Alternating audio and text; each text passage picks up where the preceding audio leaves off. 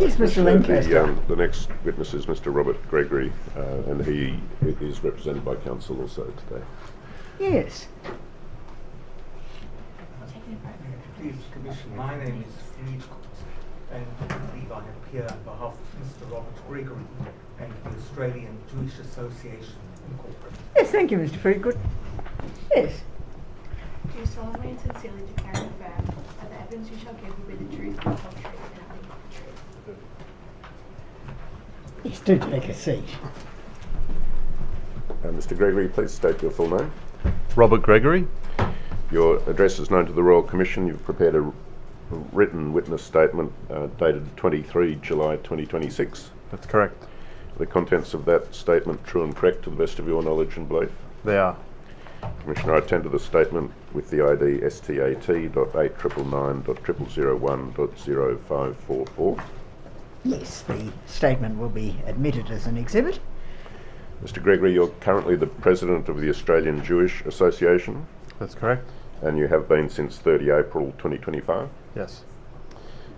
You assumed the role of President in 2025 after having worked for the Australian Jewish Association as Public Affairs Director from 2021 and subsequently as CEO from 2023. Is that right? Yes. You stepped down from the role of CEO 1st of July this year. That's correct. Yes.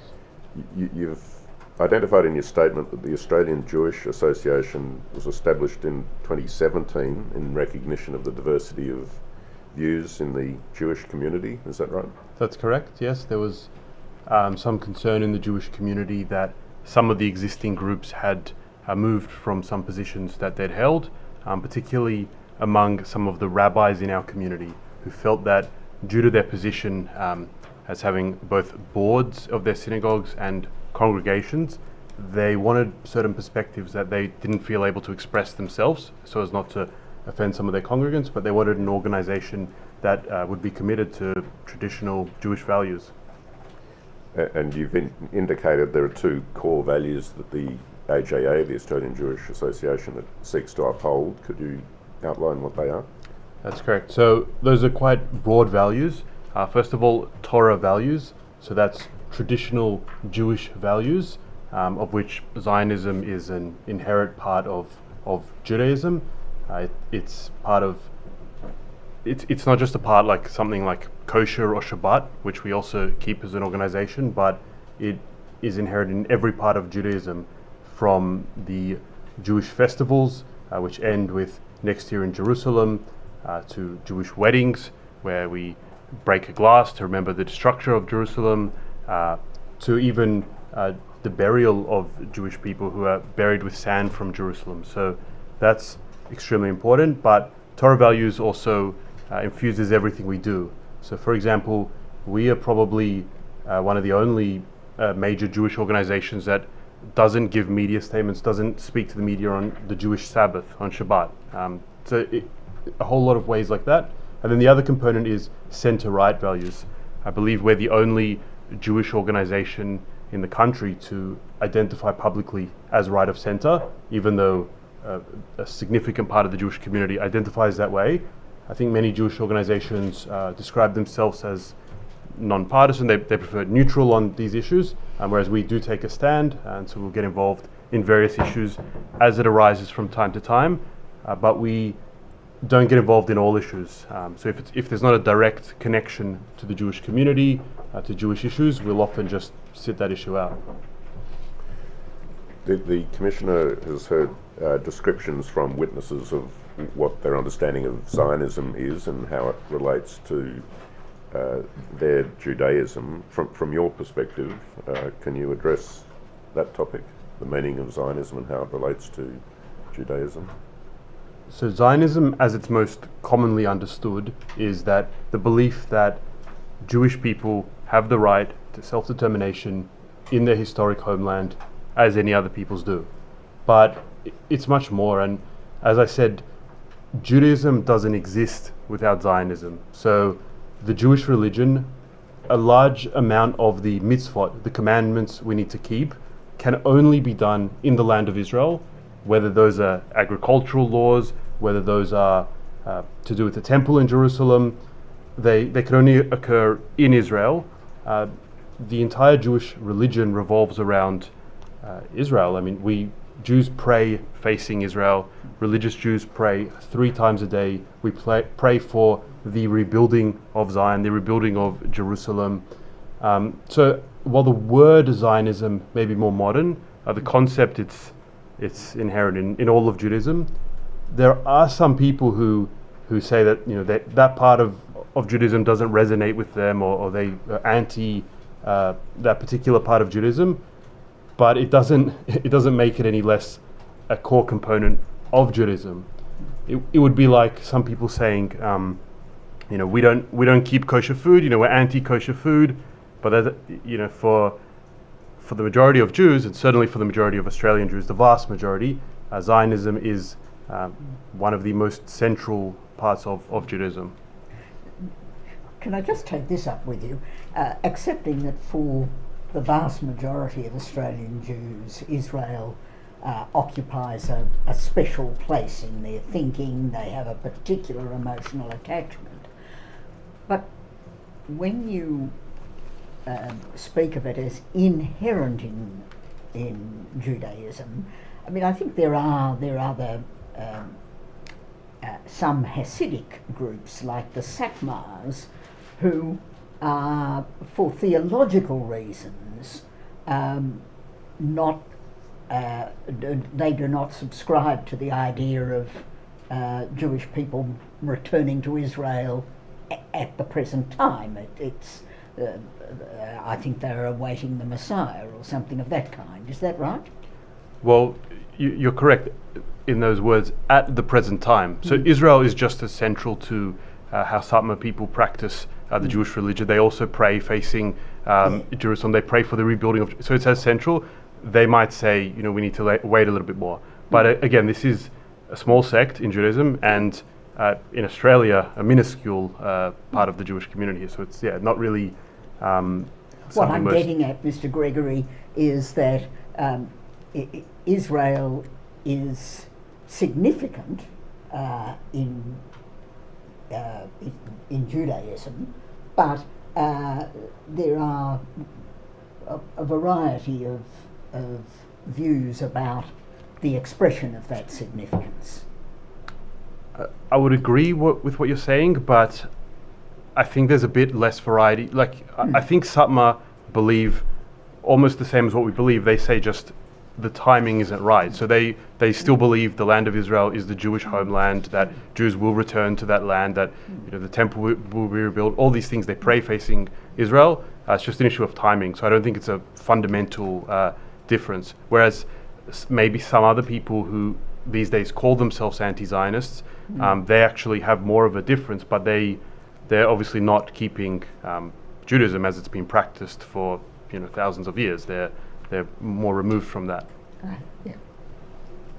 Mr. Gregory, can I ask you a little about the AJA? It's an organisation privately funded by members of the Jewish community that does not receive any government funding. Is that right? That's correct. So one of our most important principles is that we don't take grants from governments, which allows us to represent views in the Jewish community in a more forthright way. So some of the criticism of some other Jewish groups is that once you start taking grants from government, which is important, we need grants for certain things, it's going to impact what you can say and how you can speak out on issues, because you don't want to offend the people who are funding the community. So I think that's why there's room for many organizations that play different roles, and we're happy to play the role of, if the government's going to be angry with what we say, that's fine. We don't take money from them. We'll say, and we often reflect what the Jewish community is feeling and wants expressed. You've indicated in your statement there are 4 main areas across which the AJA operates or functions. Can you outline those in paragraph 10 of your statement, please? Sure. So that's a sort of loose categorization of some of the areas, the main areas where AJA operates. There are more. So the first one there is community engagement. It's important for us. We hold events in the Jewish community. We bring international speakers out to speak. We bring local speakers. What we began doing during COVID was holding events on Zoom. Because we're a national organisation with people in towns across the country, this works very well, and it's a weekly event we do. This week we have coming up the Shadow Treasurer, so we often have politicians, ambassadors, international guests, and we take groups to Israel, so that's all part of that. We engage with politicians and public policy. We make submissions to different inquiries, whether that's on anti-Semitism, Iran, the Middle East, hate speech laws, issues like that. We meet with politicians. They'll often approach us for our opinions on certain issues that they might not be completely across. The media is another area, and I'll just say on the political, that's across the spectrum, with the exception of the Greens, which we identified very early as being anti-Semitic, and I think that's a view that's now wider in the Jewish community, but we have never dealt with the Greens. On social media, we are the largest Jewish organization in the country. That's another part of our work. There's often, as my predecessor, Dr. David Adler used to say, the community votes with its clicks. A lot of the community is not affiliated with different groups. Social media, no one's watching what you're doing. You pick what content you want to see, what you want to receive, and we are the largest Jewish group. And that also informs a lot of our experience on anti-Semitism, because we're so public-facing. A large portion of the anti-Semitism is directed at us. I mean, we're in the public face a lot, and that also allows us to assist the community. So through messaging over social media, we'll often be the first point of call for members of the Jewish community who have experienced anti-Semitism. They see we post about things, they'll message us, this incident happened or this happened, and we'll direct them, whether it's to law enforcement, whether it's to the media to have their stories told, and different things like that, or to other organizations. And does the AJA have a formal membership? Yes, so some of the other organizations that you've heard from, particularly the Jewish Council, they consider as their members anyone who's signed sort of a petition they put out or a statement, something along those lines. Now, if we use that metric, we would have tens of thousands of people who agree with us. But we have a formal membership system where members of the Jewish community pay a fee. They can take out a membership. Thousands of members of the Jewish community have done this. It's been around for a long time, and they become members of the organization. It's not something we push heavily. It's some of our biggest donors and supporters are not members. That's fine. That it's not. We don't say that the only people who support us are our members, but that is one way of, I guess, expressing support for the organization. You've described in your statement a number of circumstances in which the AJA and its representatives have been subjected to abuse and intimidation. One instance in particular occurred in 2024 before you were due to appear with the then president of the AJA before a Senate committee. Can you describe what occurred on that occasion? Yeah, so we'd been invited to speak on, it was the misinformation laws that were proposed at the time, to appear before the Senate committee. And I believe it was the night before or the day before, we received some threats of the nature of, one of them was something like kill all Jews, another one was a hangman's noose, and the words, if you appear at the Senate inquiry tomorrow, you will Delta Indigo Echo, so you will die, was a threat. So we informed the committee, and they advised us, if we were scared, we could appear in camera. We didn't have to do it publicly. We said we wanted to do it publicly. It was important. The committee, I believe, reported it to the police, and I consider this quite serious because we receive a lot of anti-Semitic threats, but this was an attempt to interfere with the democratic process in Australia. Unfortunately, to my recollection, I don't think it went further at the time, but after the AFP's Operation Avalite was set up, we were contacted within a day, and I believe it was the assistant commissioner at the time came out to visit us, came to one of our houses, and asked, could we provide a list of all the previous incidents we'd reported that we felt hadn't been taken seriously and investigated, and they would take another look, which they did. They arrested someone who was convicted and sentenced over that. So that was, I think, one of the rare cases of a threat against us leading to a somewhat positive result. You refer to the effect that had on Dr. Adler and the steps that he took after that incident. Can you describe what occurred as you understand it? Yeah, so this was one of many threats we received. It received a lot of media attention because of the context of it around the Senate inquiry and because of the arrest and conviction. But Dr. Adler, myself, the organisation has received so many threats.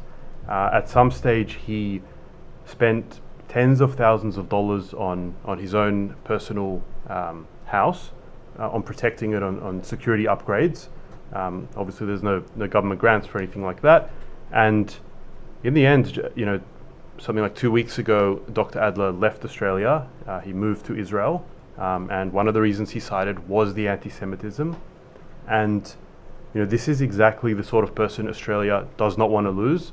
Dr. Adler received awards for his when he studied medicine. He had a senior role with the Australian Medical Association. He was on government appointments in health policy in Australia. He had a significant impact in various health policies.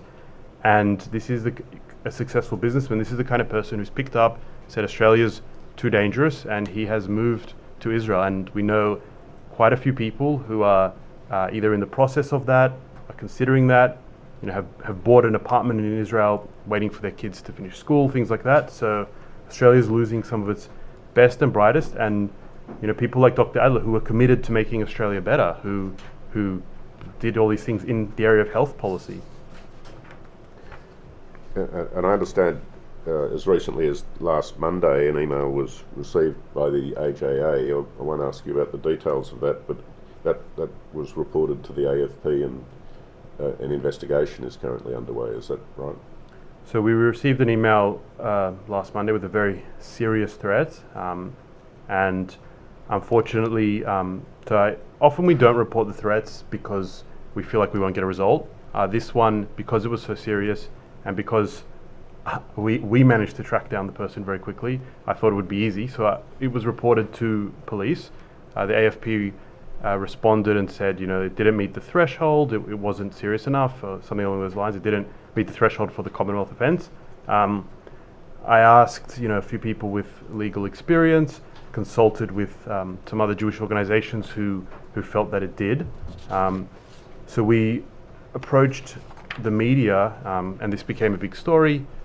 And within a few hours, I received a call from the AFP Commissioner's Chief of Staff, apologising and saying that they would now be looking into this. But I think what this shows is, we are able to have our stories reported in the media, and we were able to get that result.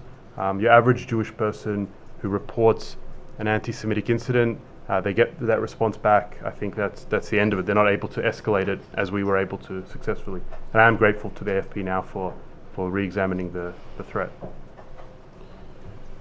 You've recounted in your witness statement the concerns about physical security that frequently arise in respect of events that the HAA puts on or hosts, and you've referred to events like having a speaker present an address or a film screening or a gathering to honour a Jewish holiday. Can you explain what you've experienced in terms of the increased difficulty in hosting events? So, much like other Jewish organisations, we have to take the same precautions. We would never announce a venue ahead of time where it's going to be. We have to vet all attendees at our events. We have to have security, which comes at a cost, having armed security. People attending Jewish events do not feel safe without it. But we've had venues refuse to host events, impose sort of conditions on hosting events, and our interactions with different bodies and with police have been mixed. We'll often tell police, and there'll be instances where I believe there should be police present, but the police have a different assessment. They obviously have to take into account their staffing issues and things like that. So I'll give you one example. We were recently this year, a few months ago, we were a partner with several other organizations in hosting a joint communal event with members of the Iranian community. And we approached the police as a first point of call. They said they'll make a note of it. They may send someone round during the event.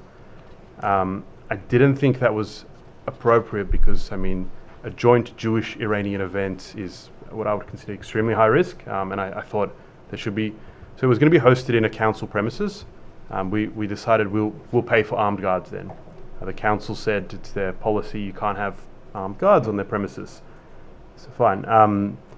We approached CSG. In this particular case, CSG did not decline to protect the event. And there may be reasons behind that. You know, it's a joint event with the Iranian community, so it's not a community they know. It would be very difficult to vet everyone, protect them. But I think these kind of events are very important to hold. So, yeah, it puts us at the horns of a dilemma because I believe there should be more security, but I'd approached the police, the security organizations who weren't going to do it, and the council wasn't going to allow armed security. And you also have to take into account, I don't want to scare off the council. They've offered to host this event, and if I tell them it's a high risk of terrorist attack, well, they just won't host it. So it does put Jewish organizations at a bit of a dilemma, and that comes back to some of what the last witness said. If we put venues, if we put too onerous conditions on organizers and venues, again, Jewish events just won't be held. And what happened with the planned event with the Iranian community representatives? So that event went ahead to the best of my knowledge, and as I said, we were a partner, so I wasn't directly responsible for the security arrangements. I was just being updated about what was happening. Went ahead. I believe there were guards there, not armed to the best of my knowledge. But again, we had consulted those who are the experts on security, and if you know, that's sort of the best we can do in that circumstance, I think. Your statement refers to a couple of other examples where the details of an upcoming event had been leaked or disclosed publicly, and that impacted on the venue's approach to the function, the willingness to host the function. Is that right? Yes, that's correct. And I mean, I don't blame a venue that doesn't want to host an event because they're worried about anti-Israel protests, or they're worried about being attacked. They're not to blame, so it's a tough situation.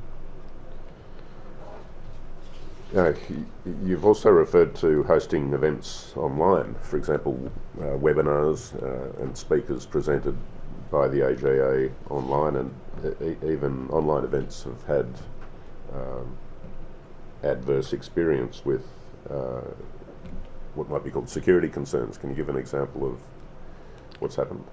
Sure. So it's happened a few times, but one time we hosted an event with former Deputy Prime Minister John Anderson to speak to the community. Mm-hmm. The event was infiltrated by members at the time of the encampment at Sydney University.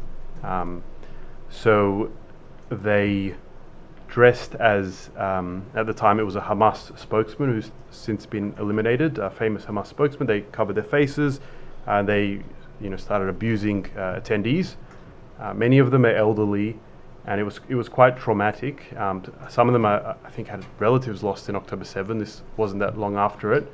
So they were abusing them, and some of these people were scared. They were worried their accounts had been hacked. We reported this to Sydney University, who began some investigation, which unfortunately I don't think went anywhere, or they didn't update us on what happened there. And I should say we knew exactly the names of the participants who had done this particular incident. And just to be clear, so that they had obtained the link to allow their online access to the webinar, and that was the circumstance you described. So at the time we want our event, the Jewish community shouldn't have to live behind walls all the time, so these are public events for the community. We advertise them publicly. We want people to attend and listen, so we'd advertised it. They had entered under false names. One of them had impersonated Tony Abbott to enter, and they, who was a friend of the speaker, John Anderson, as well as of AJA, and through that they'd infiltrated the event. Towards the end of this statement, you've identified a number of recommendations that you've made in respect of Jewish community security. One of them is a more streamlined engagement between community organisations and law enforcement. Did you have any particular thing in mind with this more streamlined engagement? My experience with law enforcement, I would best describe as diverse. We have some really great interactions where they've been very, very helpful, and then we have some interactions where they don't go anywhere. We're not getting the results that we think should happen.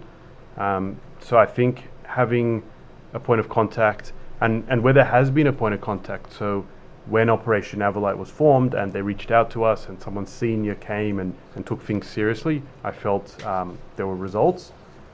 I think that's important, but the wider issue, wider than just the relationship with law enforcement, is the impact of what government says and does. And unfortunately, particularly the federal government, some of the comments we've seen, for example, there was a comment from Tony Burke that strength is not measured by how many people you kill or how many children you starve. Like, these sort of comments undermine everything that the Jewish community is doing, that law enforcement's doing, and they just increase anti-Semitism and hatred. You've made a recommendation on behalf of the AJA that there be a review by government of protective capabilities of licensed security guards. What did you have in mind in that respect? So I think that for the Jewish community, people are not going to feel safe attending events in this situation, and it's sad, unless there's armed protection. So if the police can be there, that's great, but they can't be all the time. And even if they can be, it's a huge cost on taxpayers. It's a cost on police resources. So when we have a communal organization that is willing to protect the community, that is trained and anyway present, I think it just makes sense that you allow them to have the capabilities to protect the community. And this is a community they know very well, and threats they understand very well. So if we're trusting people to carry weapons to protect synagogues, I think what's the difference if they're protecting Jewish events in other places? I would also say that, going on what the previous witness spoke about, there's a whole class of people in society that we trust at certain stages to be armed, whether that's police, whether that's soldiers, whether that's armored guards. So having these people which are trained and we trust them, allowing them in more situations to use their skills, their training, their equipment to protect the community also makes sense. Thanks, Mr. Gregory. I don't have any further questions, Commissioner. Yes. Yes, thank you, Mr. Gregory. You are excused. Commissioner, with Oh, leave, and may you. I'm sorry. Was there some re-examination? Yes, if I Yes, if I indeed, may. Mr. Freaker. Thank Go you ahead. very much indeed, Commissioner. Mr. Gregory, I'd like to go back to the first issue that was raised with you by the Commissioner. In response to your statement, I think at paragraph 7, in which you said that the AJA upholds Torah values, and you added including Zionism, which is an integral and fundamental core tenet of Torah Judaism. Do you recall having said that? Yes, I do. Now, you gave some examples of why this is so, and I just want to go through these examples And in relation to each one of those, I'd like to ask whether all groups within Judaism that observe Jewish law would adopt these. So, for example, I think an example that you gave is that the observant Jew faces towards Jerusalem when saying his or her prayers 3 times a day. Would that apply to all observant Jews? That would. I'm not aware of any Jews that pray facing any other direction, no. And synagogues, do they face a certain direction? All synagogues are built to face Jerusalem in Israel, yes. In each one of the 3 daily prayers, according to the Jewish prayer book, are there prayers for the return to Zion? There are that in all the prayers and in additional places as well there are, yes. When a Jew says his grace or her grace after meals, do they pray for the return to Zion? Yes, every time in the grace after meals there is a prayer for the return to Zion, yes. In Psalm 137, which in the Jewish prayer book appears before the grace after meals, that one says on a weekday, that is not a Sabbath or a festival, one says Psalm 137, and that talks about by the rivers of Babylon there we sat and we wept and we remembered Zion. If I forget you, O Jerusalem, let my right hand wither, let my tongue stick to my palate. If I cease to think of you, if I do not keep Jerusalem in memory, even at my happiest hour.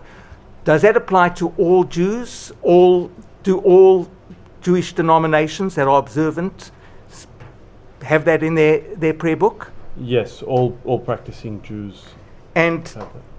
over the Sabbath and the festival, before the Jew says the grace, does the Jew say Psalm 126, which starts off, when the Lord restores the fortunes of Zion? We see it in a dream, our mouths shall be filled with laughter, our tongues with songs of joy. Shir Hamalot, does every Jew say that?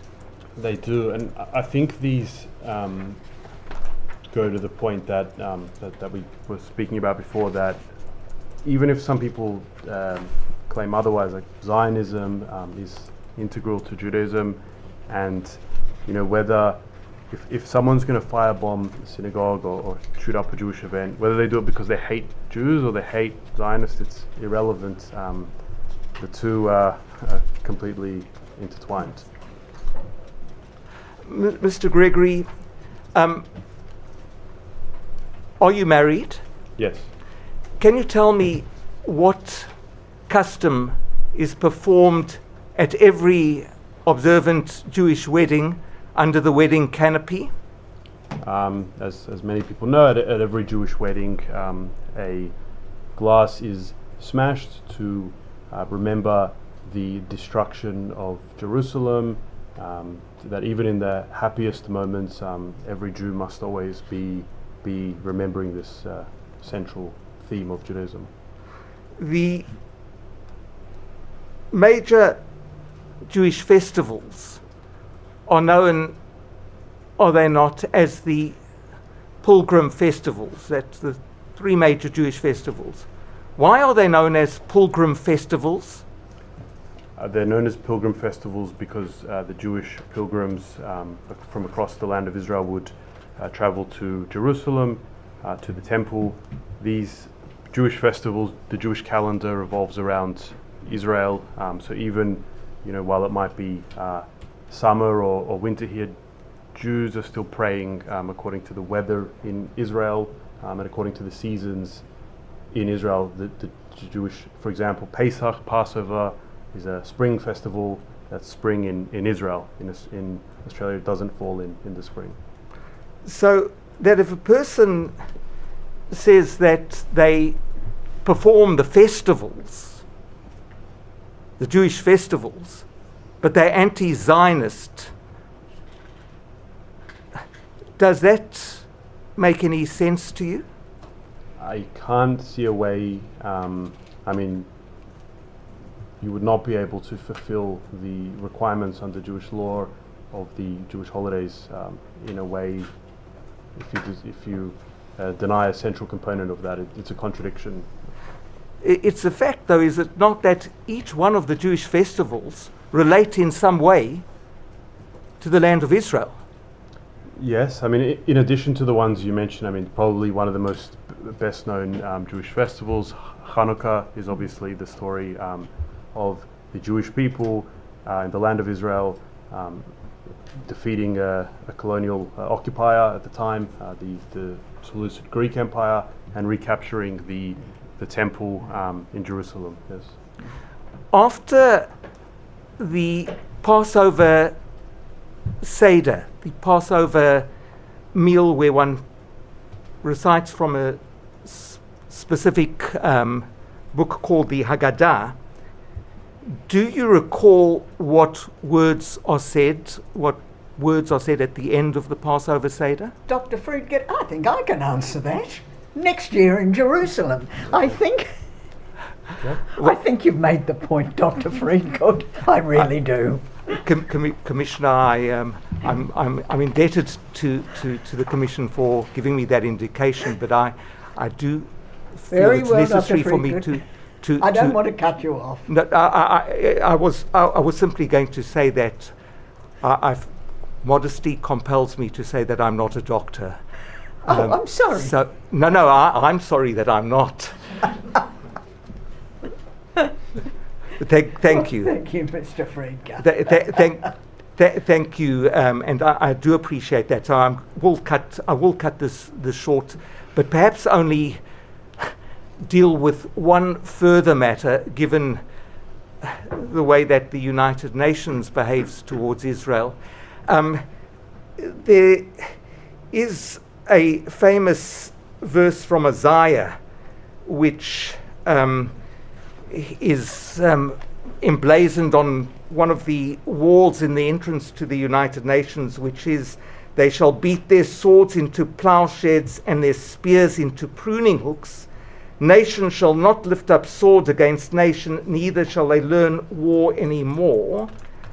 Now that's, I think, Isaiah chapter 2, verse 3. Chapter 2, verse 4, the very next verse of Isaiah, is something that Jews say in synagogues each and every time that the Torah is taken out of the ark. That is every Monday, Thursday, Sabbath afternoon, and every festival. Do you know what chapter 2, verse 4 says? And as I say, it's something that is said when the Torah is removed from the ark. Yeah, so in English, from out of Zion will go the Torah and the word of God comes from Jerusalem. From Jerusalem. Yeah. And that's on every occasion that the Torah is taken out of the Holy Ark. Yes. Now, Mr. Gregory, if I may move on to, and sorry, all of these things, as far as you're aware, are said by every denomination that is observant in Judaism. Every denomination I'm aware of, yes. Now, Mr. Gregory,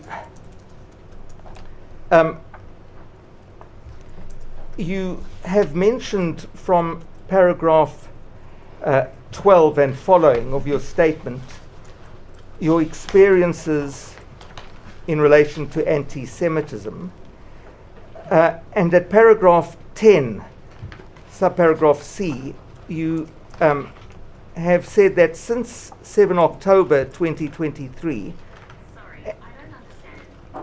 anti-Semitism has become a more frequent topic. Are you saying that anti-Semitism became worse since 7 October 2023? Yes, I would say that. In the early years in my role, it made up a very small amount of what I dealt with, anti-Semitism. It existed, but it was quite small. I think what we saw after October 7, particularly at the Opera House immediately after, and some of the celebrations in parts of Western Sydney, ushered in a very dark period for the Jewish community. The weekly protests, the flags, the terrorist symbols, the pictures of the Ayatollah, all these things contributed to an environment that was very hostile to Jews, and now the vast majority of my work is dealing with anti-Semitism. Are you able to offer any suggestions or any opinion as to why you think that this trajectory of anti-Semitism has become worse since the massacre of 7 October 2023? I think some of it, there was some existing anti-Semitism that people felt they could now, it was socially acceptable to unleash it, and that's why we saw what we saw at the Opera House, why we saw what's continued on since then. And I mean, to me, sometimes I make the comparison. It's some of these protesters will say that they're protesting for Palestinian rights, which as a concept, sounds quite benign. But it's as if after Kristallnacht, it's as if people started protesting for German people's rights. I mean, of course, German people have rights, but there's a significance in the events and the atrocities that are causing you now to all of a sudden come out and promote this cause. So that's a big part of it. As I sort of alluded to before, I think government policy, some of the statements and actions from people, particularly in the federal government, have egged on the situation, refusing visas disproportionately to Jewish and Israeli people, the constant statements. What we saw this weekend at the Labour Party's national conference, this all creates a hostile environment for Jews in this country, and you can bring in as many physical security policies and funding as you want, but if you don't address the drivers of it, it's can only have so much impact. You suggest in that answer that underlying what you describe as anti-Semitism associated with people supporting the pro-Palestinian cause is old-fashioned anti-Semitism, if I can put it that way. Sure.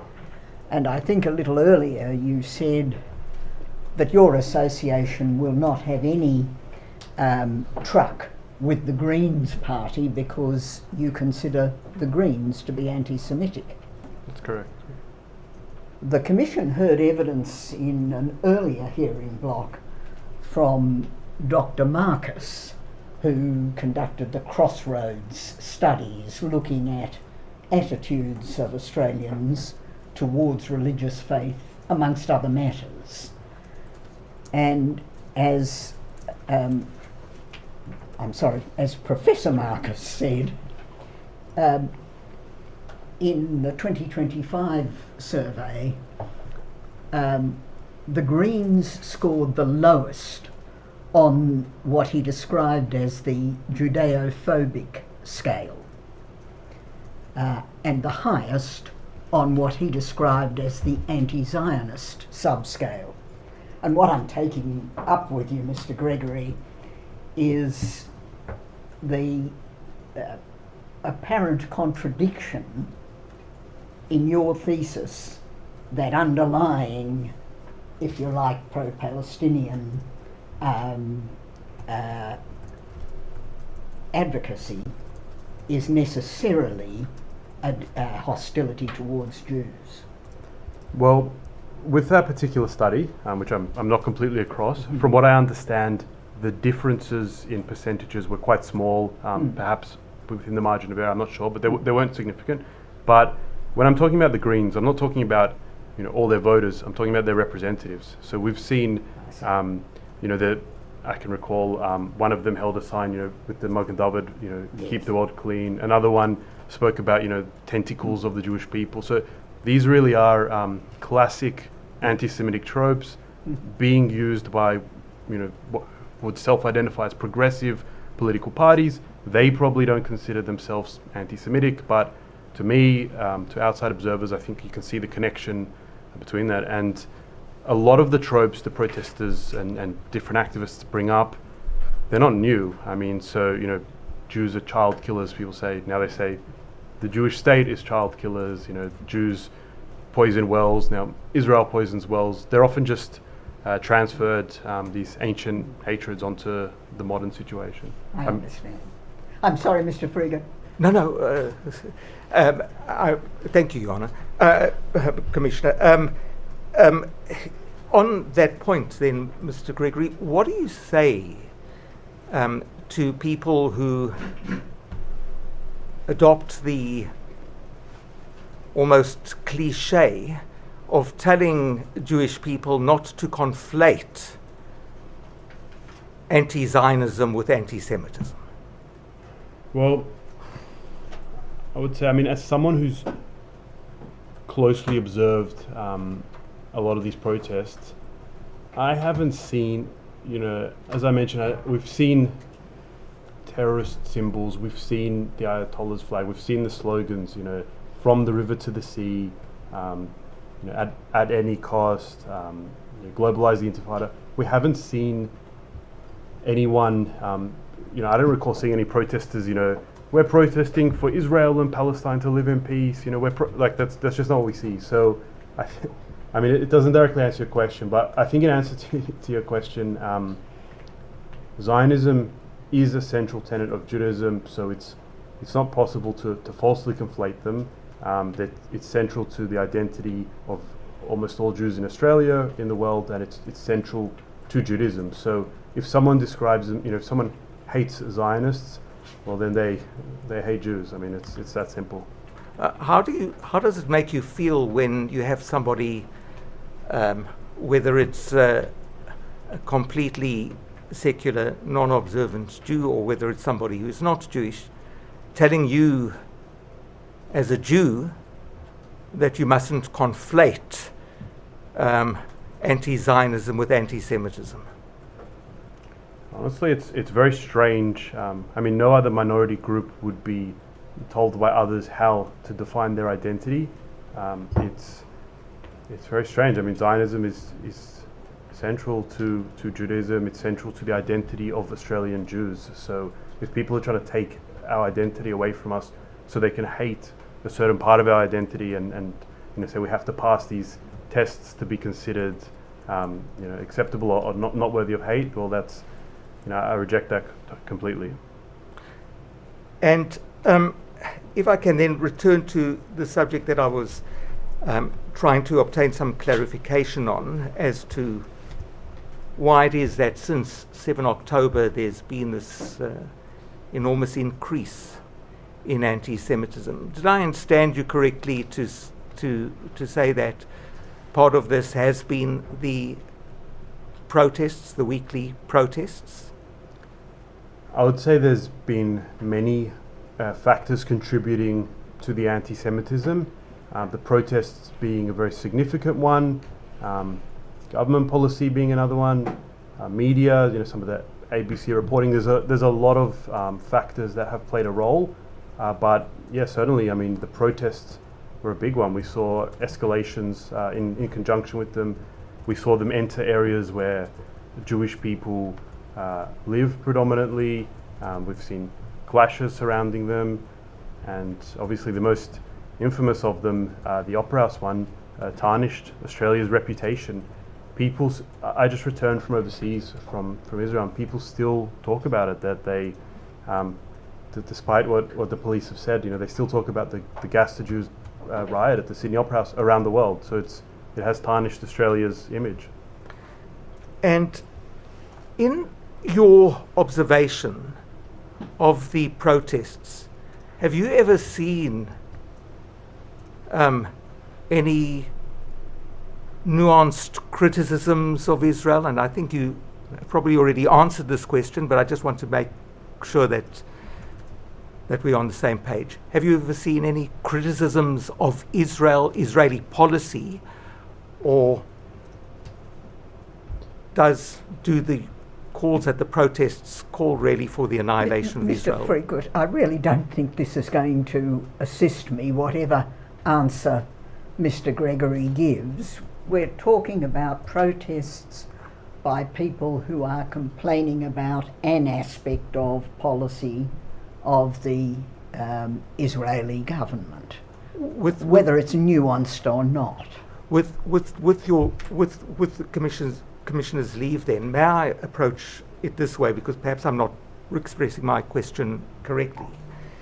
The statement free Palestine, what do you understand that statement to mean? I think when most people who say that and who are protesting, then they when they say Palestine, they mean Israel. They're referring to the entire borders of the land of Israel, and what they mean by that is free of the Jewish state, free of Israel. I haven't actually seen like protests that are against one aspect of Israeli government policy. Like I think they're often from the river to the sea. They're against Israel's existence in general. I mean, what we saw right after October 7 wasn't a protest against an aspect of Israeli policy. It was a celebration of the massacre of Israelis. And so I think, perhaps what I'm seeing in the protest is not that we protesting an aspect of Israeli government policy, of course, can be done. I mean, there's often the straw man argument that people make that it's okay to criticize Israeli government policy. I've never seen anyone in my career say that it wasn't okay to do that. As everyone says, Israelis do that, Australian Jews do that, but these protests in general, as to my observation, they don't do that. They're not there saying we don't like this law or this minister or this whatever. They're saying we don't like Israel as a Jewish state. Yes. So presumably that would apply to the statement globalize the Intifada? I think that's even worse. I mean, to me, that's like saying globalize the Holocaust. I mean, you're taking a word that can have a technical other meaning, but realistically everyone understands it by what it is referring to, the most common reference. It's like the word Holocaust technically has another definition, but if someone says globalize the Holocaust, if they say globalize the Intifada, they both mean that they want to kill Jews, they want to kill me. That's how I understand it. And death to the IDF? I think that also speaks to itself. I mean, the IDF is a people's army, so all Israelis are conscripted into it. All men, women, Israelis have served in it. So death to the IDF, in effect, means death to millions of Israelis, to all the Israelis who visit Australia, who have served in the IDF, to Australian Jews who have done so. So it's a call for murder and genocide, actually. Well, what would happen if there wasn't any IDF? Well, Also Mr. genocide. Freegut, I think I've given a fair bit of latitude. I withdraw that question. By any means necessary? Again, I mean, that phrase is, is being said after October 7. To me, any means necessary. The means they're using, murder, rape, those type of things. One last brief line of questions. You heard Dr. Schneider's evidence this morning, did you not? I did. And if I understood his evidence correctly, he suggested at one stage that there should perhaps be the imposition of some duty of care on venues or operators where functions are going to occur. What are your thoughts in relation to that issue? I think that has the potential to have a negative effect on Jewish life and culture. Just taking the example I gave before, where we have a small team, small resources. If you're putting extra responsibilities on venues and organisers, venues will refuse to host Jewish events. As I mentioned, we don't get government grants, so we've never gotten a cent for security, so we pay for it out of pocket. And we're also not getting advice on it, so we're making difficult decisions. As I said in the example, I just didn't necessarily agree with the police and the security advice. I thought security was needed, but these extra responsibilities, as some of the previous witnesses have said, come with a cost, and that will only hurt Jewish life if there's more requirements like that.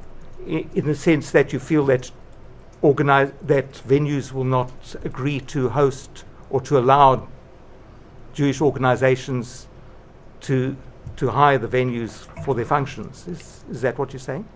Exactly. So I've given examples where events have been leaked to protesters and venues have pulled out, and there's examples of venues that have refused to host events. But what I can imagine is there's plenty of venues who just wouldn't tell us a reason. They would say, we're not available on that day because it's an easier option. I also do know about various major events in the Jewish community that have been cancelled because venues cancelled on them, well-known venues cancelled on them due to pressure, and for whatever reason these Jewish organizations did not want to go public because they don't want to scare their attendees, so they haven't, these are not known to the public, but major Jewish events have been cancelled by major venues in Australia. And just on the subject of major events, you mentioned cancellation or revocation of visas that had been granted to very high-profile, well-known Israelis who were due to come to speak to various organizations in closed-door meetings. Are you able to be more specific? Sure. So I think the first one was Hillel Fuld, who's an American-Israeli tech speaker who was coming to speak to a Jewish medical charity, to Magen David Adom, who had his visa cancelled. Ayelet Shaked, a former senior minister in a very diverse Israeli government, was invited by AJAC, and she also had her visa cancelled. So the visas had been granted, and then just before they were to arrive in Australia, they were to leave Israel, the visas were revoked. Is that correct? In both those cases, as I understand, yes. The next one, which I'm much more familiar with, is Simcha Rothman, who's the chair of the Israeli Parliament, the Knesset's Constitution, Law and Justice Committee. So he's a senior member of the Israeli government, which I know about this because we invited him on a tour to show solidarity with the Jewish community facing anti-Semitism. That was the purpose of his visit. We'd arranged talks for him in synagogues, in Jewish schools, and a lot of work went into it. A lot of people were looking forward to it, and despite him being a senior member of the Israeli government, his visa was also revoked as he was on his way to the airport, which caused huge concern in the Jewish community. And I think this is one of the cases we were quite outspoken when I mentioned that if organizations are taking grants from the government, they perhaps are not able to speak up. So the Jewish community was furious, but it maybe wasn't necessarily reflected in some of the organizations how strongly they took up this case. It did end up causing a diplomatic incident between Israel and Australia, with various diplomats expelled and things like that. So I think all in all, a very bad incident for Australia and the Jewish community. Thank you, Commissioner. Thank you, Mr. Friegot. Nothing arising, thank you. Yes. Commissioner, there was one matter that arose. I don't wish to seek leave to question the witness, but I do just wish to put on the record that in answer to one of the questions put by Mr. Friegut, the witness said that the federal government has, and I quote, egged on the situation with regards to anti-Semitism. Now, that's a very broad and somewhat political statement. I don't think it can be adequately explored in the context of this hearing, but I just wish to note that that's, of course, not a matter that the federal government That's accepts. noted, Mr. Milligan, and I don't propose that we will go into it further. No, thank you, I Commissioner. understand the Commonwealth's position. Thank you, Mr. Gregory. You are excused. Thank you.